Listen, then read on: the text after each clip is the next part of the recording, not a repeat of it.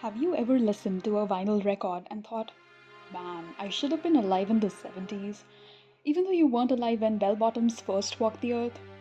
Do you feel you can't keep up with the Kardashians, or watched a Jane Austen adaptation and thought, just give me candlelight, handwritten letters, and a man with repressed emotions? Or maybe you just missed the 2000s, when flip phones and low rise jeans ruled the earth, and no one had anxiety about their screen time. It's not just you. There's something in the cultural air right now, a low level hum of temporal homesickness. Like you're right at the party late and the good part already happened. Cultural theorist Fredric Jameson, basically the guy who peered into capitalism's soul and took notes, defines postmodernism as the cultural logic of late capitalism.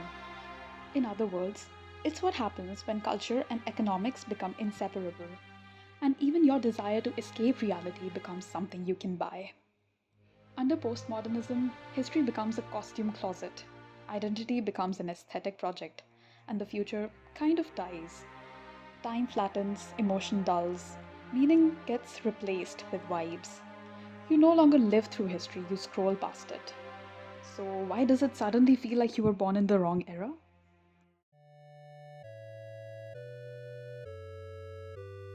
Jameson introduces the concept of nostalgia mode, a type of cultural production that doesn't represent the actual past but rather quote unquote stylizes it. We no longer represent history, we simulate it. Think of Stranger Things. It's not about the real 1980s, it's about the 1980s as a mood.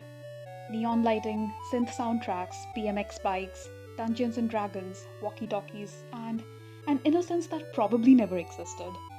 This is pastiche, imitation without satire, a flattening of historical specificity into reusable style. You're not being sold the past, you're being sold the feeling of it, minus the politics, struggle, or contradiction. It's vintage without the war, disco without AIDS, the 1950s without racism. You're not watching history, you're watching history as an Instagram filter.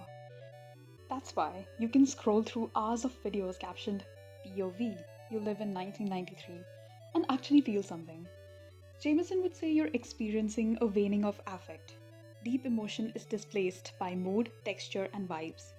We're no longer moved by events, we're moved by aesthetics of emotion. We don't want the past, we want its mood.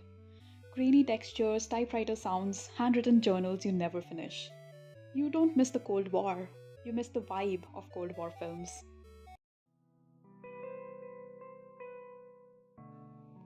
According to Jameson, postmodernism doesn't just mess with time, it messes with space. In older cultural forms, what he calls modernist aesthetics, there was still a sense of orientation. There were boundaries between public and private, high and low culture, center and periphery.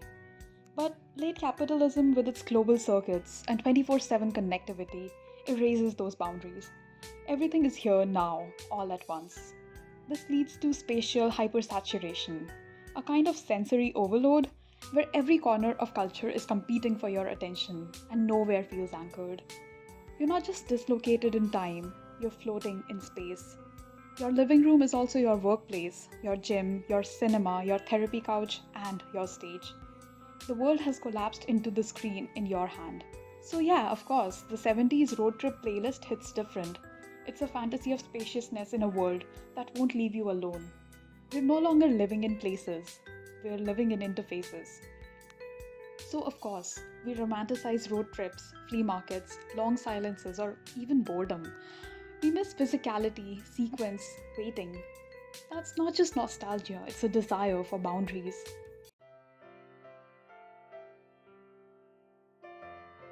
Now, Jameson borrows the term schizophrenia from Lacan to describe the fragmentation of subjectivity in postmodern culture. By this, he doesn't mean the medical diagnosis, but the postmodern experience of a fragmented, nonlinear self. Where modernism had angst and inner conflict, postmodernism gives you curation. In modernism, the self was conflicted, but cohesive. You had angst, sure, but it came from trying to build a coherent identity in a changing world. In postmodernism, the self becomes a collage. You're no longer being someone, you're performing a version of yourself in 20 different apps, time zones, and aesthetic filters. Your 80s in your Spotify playlists, gothcore on Pinterest, politically aware on Twitter, and emotionally distant on Be Real.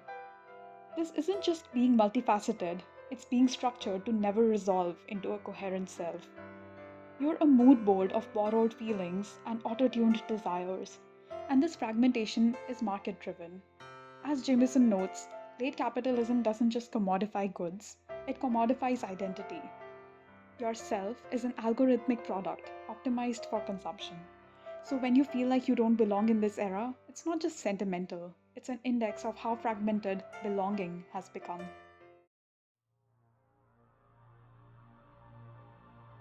Jameson talks about the crisis of historicity, our inability to represent time in a coherent linear way. The past, present, and future are no longer neatly ordered, they blur. That's why you can hear cassette tape crackle on a new Spotify release or see VHS glitches in Instagram reels. Everything feels recent and retro at once. Postmodernism cannot imagine a future, not a utopia, not even a dystopia that doesn't borrow from previous aesthetics. The future has been aesthetically exhausted. Even our visions of tomorrow are stitched together from yesterday's fears. We live in a cultural Groundhog Day. Instead of progressing forward, we are stuck in an infinite scroll of deja vu. 80s synths in 2023 pop, 2000s fashion on TikTok teens, Bridgerton imagining a 19th century that never was. Every quote unquote new idea is a reboot. The Batman, Star Wars, Barbie, The Matrix. Culture moves forward by looking backward. What Jameson might call a perpetual present trapped in stylistic recycling. Even innovation becomes retrofitted.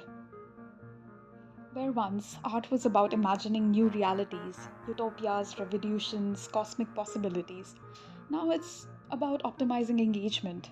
Being visionary doesn't pay, being algorithm friendly does. When there's no imagined future to reach for, our cultural unconscious doubles down on the past. It's no wonder you feel like you should have been born in another time. You're living in a world that constantly asks you to relive, rewatch, and reconsume it.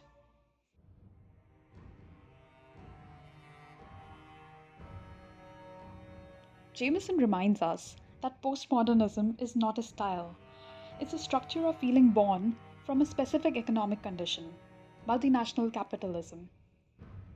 It's not just that we like vintage things, it's that capitalism has entered every crevice of culture, turning even resistance into marketable aesthetics. So, you're not crazy for craving authenticity, you're just living in a world where even that is on sale. You're longing for a different era. It's deeply human, but it's also been prepackaged and sold back to you. You want to escape, and there's a curated playlist for that. You want authenticity, and there's a monthly subscription box for that too. What Jameson helps us see is that our feelings of dislocation aren't just psychological, they're ideological. They're shaped by a system that erodes continuity, evacuates meaning, and monetizes nostalgia. Everything becomes content your identity, your grief, your rage. And in this climate, it's hard to distinguish between genuine resistance and aesthetic rebellion.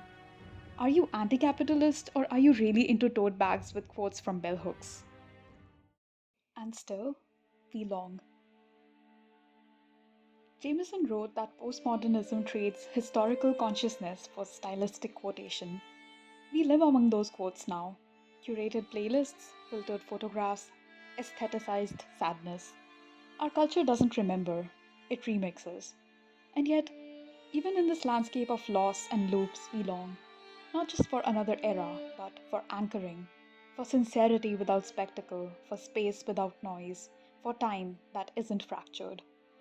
You feel like you were born in the wrong era because you were promised the world and handed a feed. You feel like you were meant to write letters, not emails, to fall in love in cafes, not comment sections. Maybe this ache isn't just yearning, maybe it's resistance. Maybe it's proof that you still crave depth in a culture that sells surfaces. Maybe it's the ghost of a narrative trying to be reborn in the ruins of recycled time.